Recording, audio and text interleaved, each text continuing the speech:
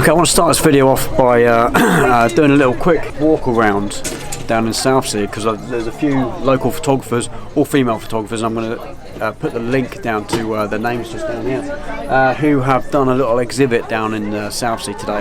And I think it's really awesome that local photographers can get together and do this. And I know these ladies have been getting together and grouping up and going out, which is pretty awesome, because I know it's often hard to get out, even as a guy by yourself, to get out and do photography. So if you've got a group of ladies that all want to get together, they feel safe potentially going out to all these brilliant locations. And they've put an exhibition together today with, I don't know if you can actually see, but these cards here on the front side, there's obviously a picture, but they're actually made by aluminium sheets. And I know that later on they're going to be hiding a few of those around Southsea, so people can perhaps pick one up for free, which is quite good. And the photography standard is really good. I know there's been a lot of local photographers that have come by and walked past today and had a look. So that's the start of this video, is actually putting us out for those ladies that have done this, and I think it's really good. My name is Andy Hornby, photographer and vlogger. 17 years ago I started teaching myself photography. Today I travel the UK as a professional wedding photographer, landscape photographer and filmmaker. Learn from my experiences, my mistakes and my tips and advice.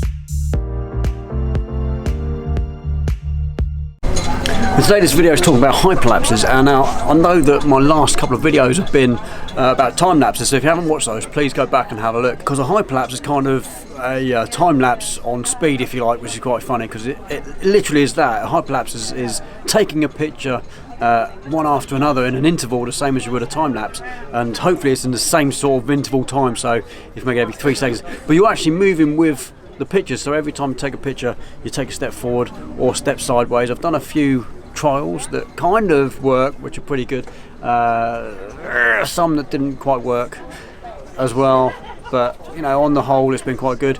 I've recently bought a new little toy.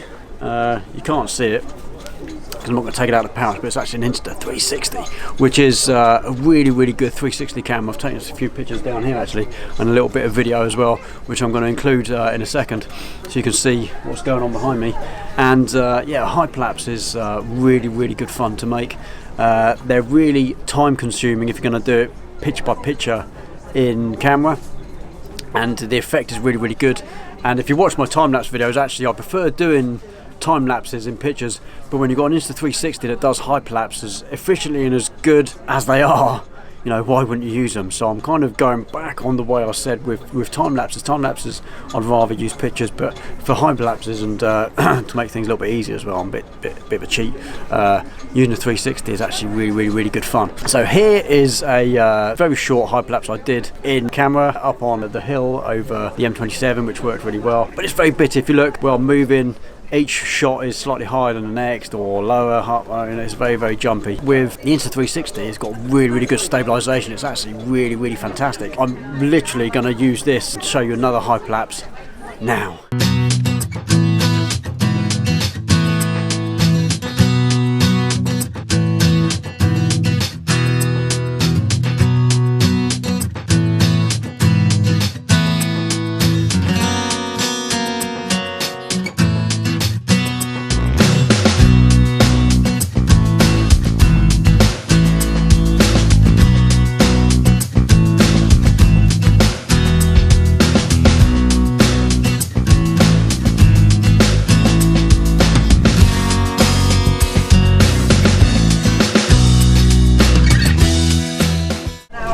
So what do you think? This has been a very short video, and it's more of an introduction into hyperlapses, and I absolutely love this camera. I've used it a few times for various different projects, and I'm going to continue to use it. It's going to be like I'd use my time lapses in my videos, pretty much as transitions from one step to the next, one part of where I want to be in the video to the next part, so it actually works really well. Yeah, I'm going to use it quite a bit, so you're going to see these pop up without even realising it, hopefully. Let me know what you think down below in the comments. This was a very short video this week, because I'm actually starting to do a pretty big project for me. Actually, it's going to be fairly huge. I'm going to reveal what that is on my group on Facebook, so if you're interested to know what my big project is going to be, please hit up this link just there, and I'll see you on my Facebook group. But it's going to involve a lot of 360 video, it's going to involve a lot of hyperlapses, time lapses and all that kind of stuff, so it should be really good. That's why this video is very short this week, just to give you a taste of hyperlapses and where I'm going with it. Okay, I just want to cut in here for a second because I'm actually down in Old Portsmouth shooting for another video, and I've just actually done a Hyperlapse on my camera.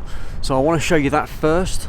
I don't know how it's come out. I'm a little bit dubious. It's really hard to do in camera. I actually used my monopod this time. I actually took my tripod apart, and I've got a monopod stand. And coming down the road in the cobble streets is very difficult. It's very uneven, and there's loads of cars and vans down at the moment. They've got the pubs having deliveries and stuff. So I had to go in the middle of the road. It's tricky with traffic, so be careful of that.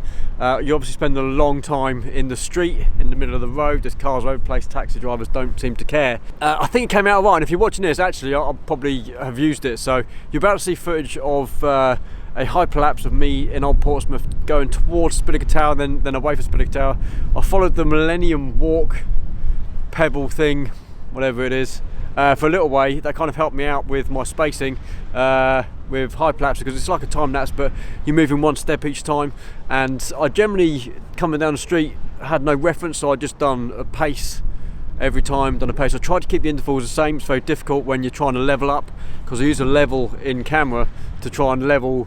I had to kind of make really quick decisions about what I wanted to focus on, because initially coming down the street I had my focus point off to the left, so I was focusing on the buildings on the left, because the Skyldeberg Tower is a bit far away to focus on, really.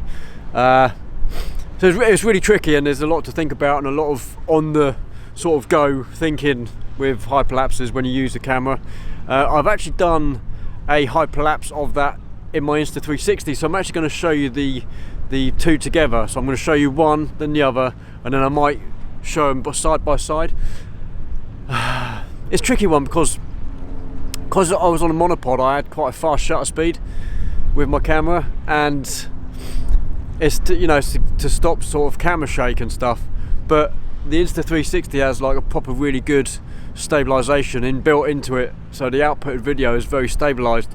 And I got a feeling that I'm going to like the 360 better. But I'm going to show you this one as well. The good thing about shooting it with pictures is I can control more of the post-editing stuff. With the Insta360, there's not a whole lot I can do. It pumps out an MP4 once you've rendered it. And there's not a huge amount of colour grading. I can do a bit of colour grading, but I'm not very efficient with video. With pictures, I can do a lot more, so I can actually take those pictures, put them through Lightroom and all that kind of stuff. The same as I would with a time lapse. So I'm waffling on. I'm going to show you this quickly now. See what you think. Let me know in the comments whether you prefer using a camera for pictures for hyperlapses, or whether you prefer the Insta360. I'm really interested to see what you think. I'm actually down on Portsmouth recording for another video that I'm doing, which will come out in a couple of weeks. It's wedding season now. I've got my first wedding of the season tomorrow, so I'm going to be very, very busy. But I want to get this video put out within a couple of weeks, because I think it's going to be a really good video. So anyway, it's very windy. I'm sorry if it's affecting the audio. Here's the hyperlapse from Old Portsmouth. See you later. Back to the other video after that as well. Bye.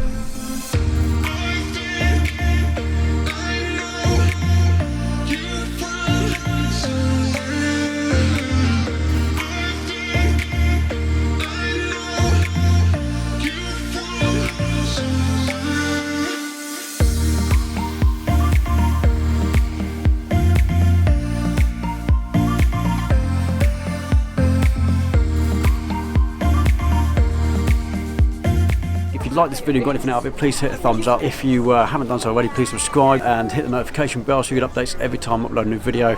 And until the next one, you guys are awesome. These ladies are awesome behind me here, and I'll see you on another one. Take it easy. Bye. You're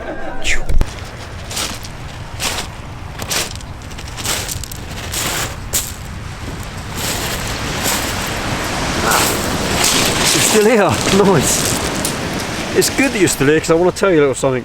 Those people who are avid followers of me, I want to give a little something back, and to do that it means working alongside you online, because a lot of you can't make it to my workshop. So I've just set up a Patreon account. It is patreon.com/Andy Hornby Photos. So Patreon is a platform where we can create stuff together, even if you're halfway across the globe, and I can learn and teach alongside you, literally alongside you. There's so many things I can do to help you get your photography just to that next level. It is awesome. If you can make it to one of my workshops, I've got a website.